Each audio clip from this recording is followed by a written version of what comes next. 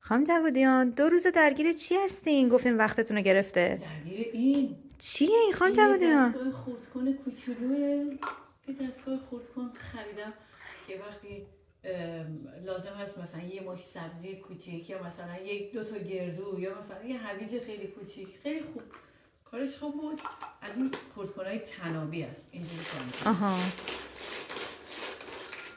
حالا بعد این همه دردسر حاضرین یه بار دیگه بازش کنین دوباره ببندین؟ میدونی چی شد که باز کردم؟ من نمیخواست، دیدم این تنابش خیس شد وقتی شستمش. گفتم چجوری کار میکنه و بازش کردم. وقتی بازش کردم اصلا فکر یعنی میدونستم به هر حال یه سری تشکیلاتی داره اما نمیدونستم تا چه حد درگیرم میکنه. خواستم ببینم میشه مثلا تنابوی کاریش کرد، مثلا همینه فقط راهش بالاخره.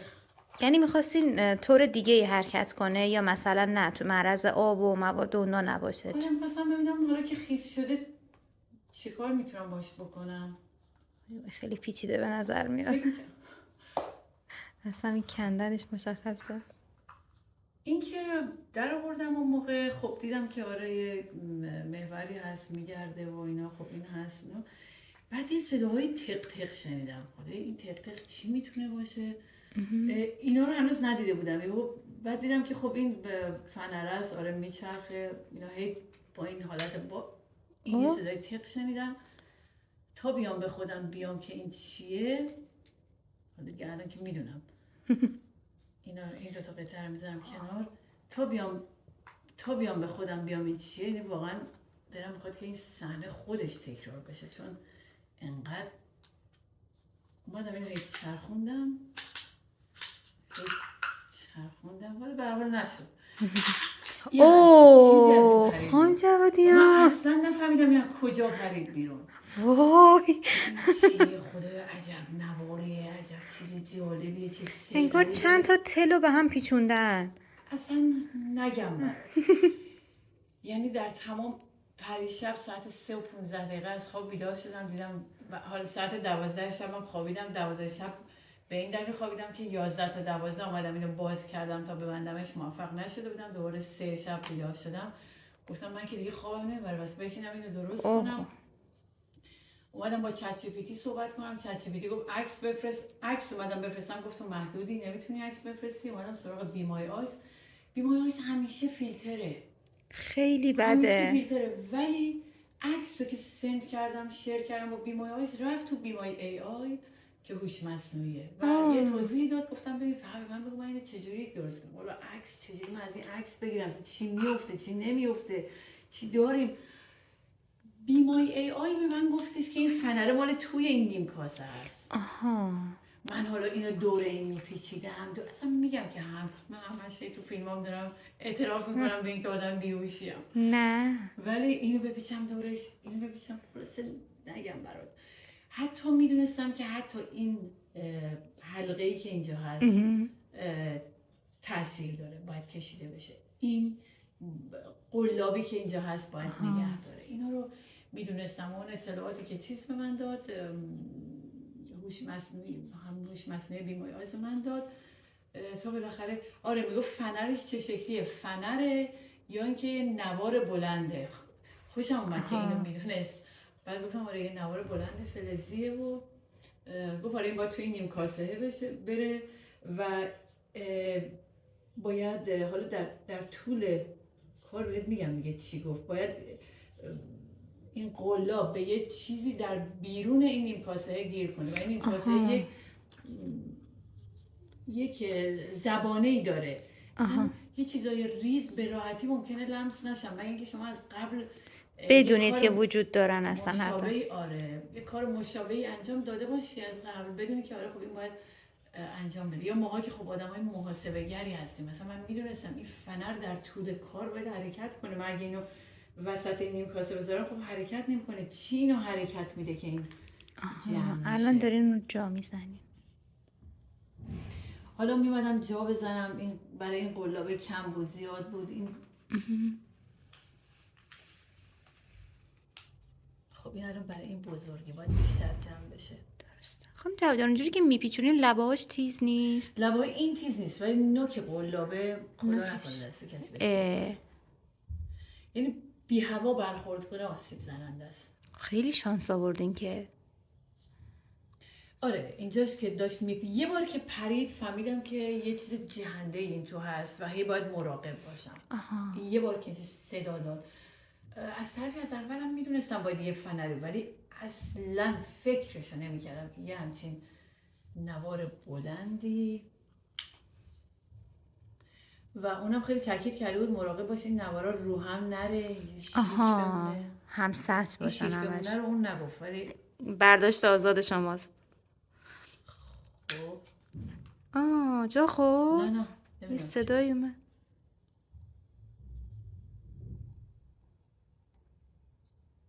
آره زبونه اینجا. خب نه چون باید دور این بپیچه من باید اینو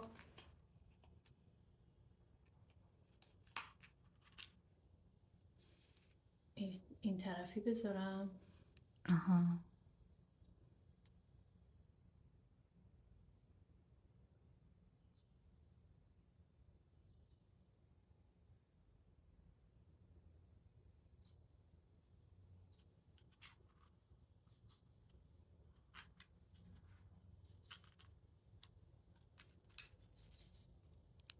چه درد سری داره خانم جوادیان. این رفت. آره. نواره نرفت اون قلابه جاسازی شد ولی نوار هنوز کامل جا نخورده. آخ.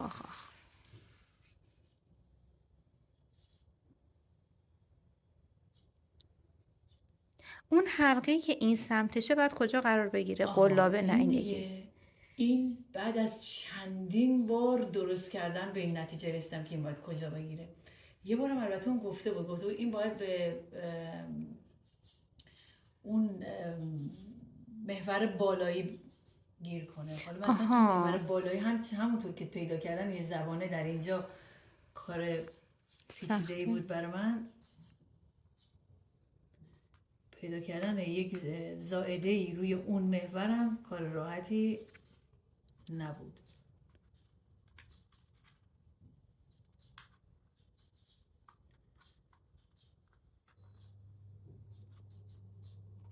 احتمالاً کسایی که این فیلم رو میبینن به شما الان میگن که خب براش بذار دیگه اینو.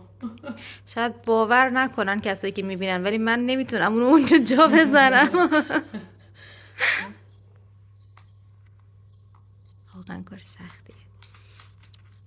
خانم جوادیان من اگه بودم احتمالاً قلابه حداقل 3 تا خراش رو صورت من ایجاد کرده بود.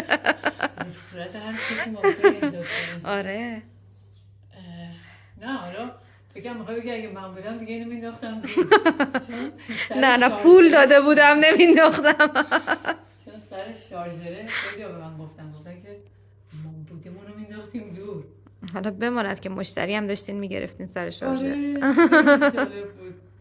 یکی از بهترین بازتابایی که سر شارژر داشتم چون اون فیلمو من در زمان خاموشی اینترنت ضبط کرده بودم و امیدوار بودم روزی تو اینستاگرام بذارمش ولی فضا خیلی تاریک تر از این حرفا بود. واقعا نمیدونم فکر کنم کی من اینو بذارمش تو اینستاگرام. آیا اصلا اینستاگرامی خواهیم داشت؟ نخواهیم داشت. واقعا دوران خاصی بود. اینستاگرام ما رو کسی میبینه نمیبینه، اصلا اینستاگرام ما رو یادش میاد یا مثلا حذفمون نمیکنه، مثلا چیزای عجیبی بود. یه شرایط خیلی عجیبی بود. بعد اون فیلمو مثلا به چند نفر نشون دادم که یکی از مخاطبا خیلی بازخوردش برام دلنشین بود. اول قلابو در زبانه میذارم بعد وارد نیم کاسه میکنم. این فکر میکنم کارو بهتر پیش ببره.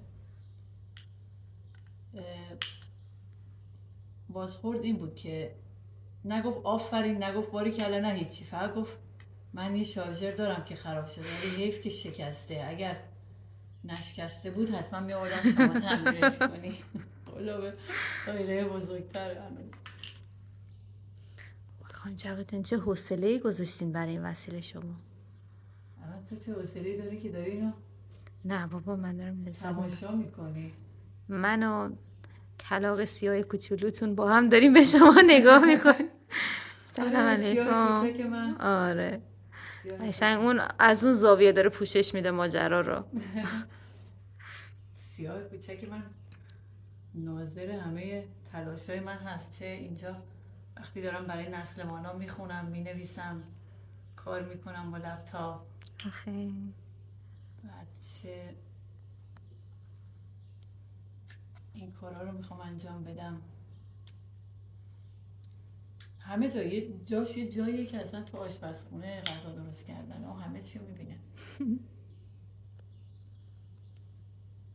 آره این اگه خود این دو طرف لبهاش هم حالت برندگی داشت خیلی سخت بود. اونجوری دیگه من هر 10 تا انگشت دستم از دست میدادم.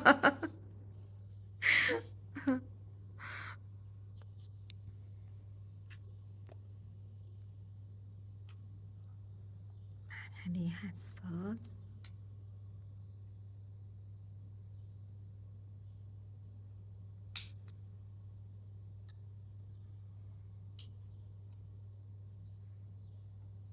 داره جا میخوره فکر کنم.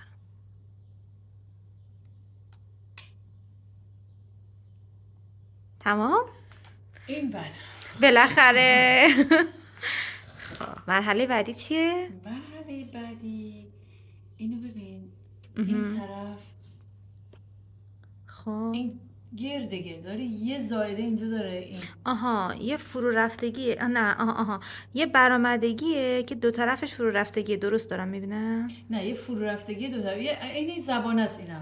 آها باید آها بره تو آها همین آها تو این حلقه که این حلقه که درسته. داخل بذارین فنر حلقه هست، رو ببینیم. این حلقه. آها متوجه شدم. حالا باید این بند رو یه جوری بپیچی که این دایره و این حلقه با هم دیگه بتونن این حلقه این زبونه و این حلقه بتونن با هم مماس بشن. جایی آروم آروم. همون هول و هوش باید باشه.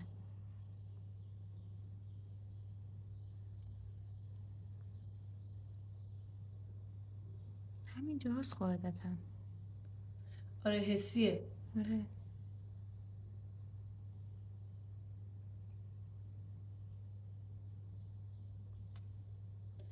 آره جا خورد. جا خورده ولی خب بیفایده است. شما باید اینجا اول اینو بپیچونیم.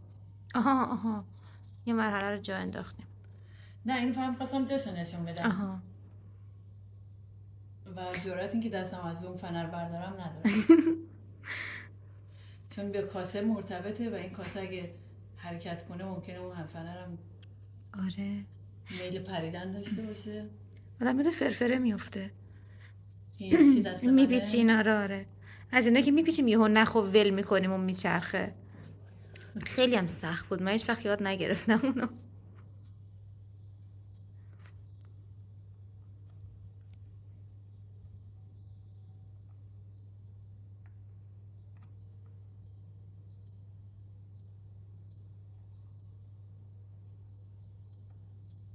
حلقه اومده اینجا، زبون هم همینجاست.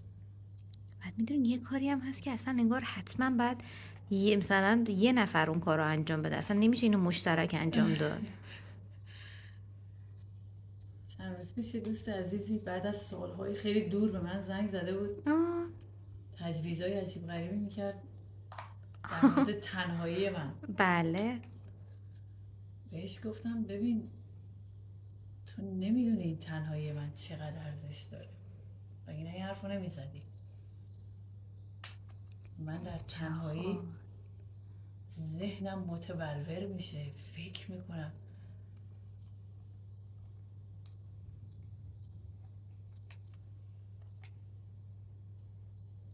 آره یک زبانه، یک بلندی که این باید وارد این حلقه بشه و این زبانه هم بمونه که یه دفعه شیاریه که اون نوار میره وارد این شیار میشه.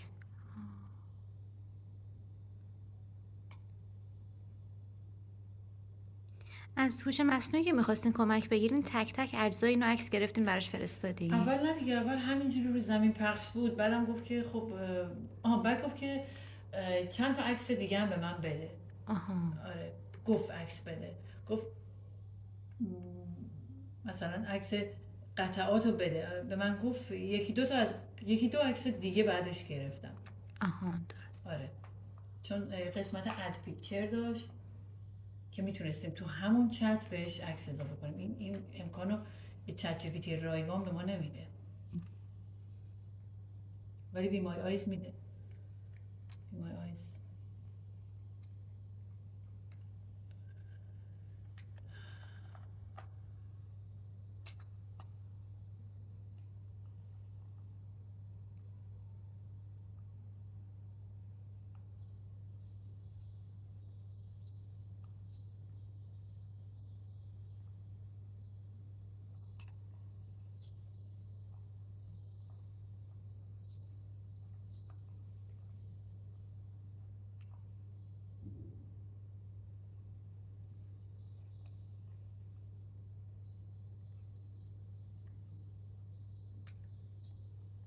چه خوب. نه نخورد. یه تقای ریزی ازش میاد، آدم همش فکر میکنه چه خورد. خود فنری که حرکت میکنه آها از جای صدای اصلیش، اونه. وقتی این نوار وارد شیار بشه حسش میکنم آها. با دستم.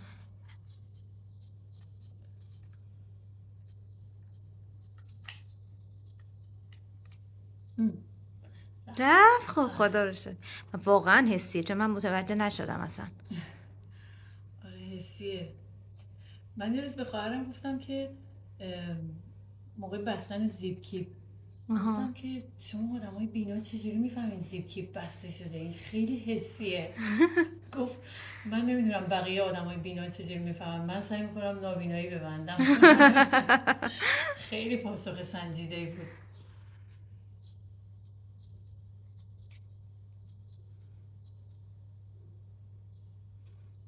حالا چی میخواین باش خورد کنین؟ گردو اوه.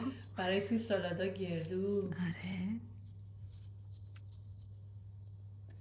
شاجری که درست کردم یه واکنش دیگه هم این بود که یکی گفت کار میکرد بعدش. گفتم ببین من حتی امتحان نکردم که کار میکرد، چون انقدر مطمئن بودم کارمو درست انجام دادم. حالا اینقدر راجب شارژر گفتیم، احتمالا باید لینک شارژرم بذاریم. آره خیلی فیلم جالبی بود. این از اتفاقاییه که چند باری پیش اومده بود که آها. یه دفعه یه چیزی به یه چیزی میخورد کل اینا میریخت. وای وای وای وای. اینجا 3 تا خب شیار دور نیم کاسه هست و اینجا 3 تا زائده هست که باید توی این شیارا بره. همزمان نمیشه هم زائده و هم شیار رو لمس کرد، بنابراین بهتره که نشانه هایی که بالای این زائده هست و با نشانه هایی که بالای این شیار هست تطبیق بدم. من فکر میکنم البته الان دستتون خوردون وسطی هم یه ذره حرکت کرد. همین دیگه فکر کنم درست شد.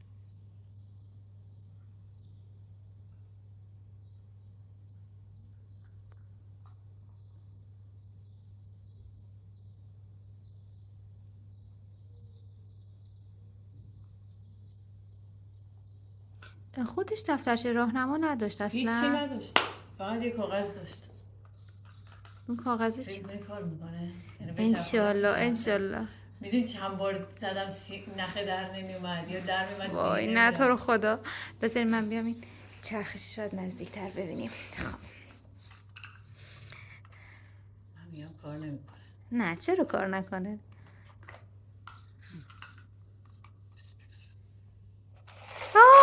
درست شد. خدا قوت. مرسی، متشکرم.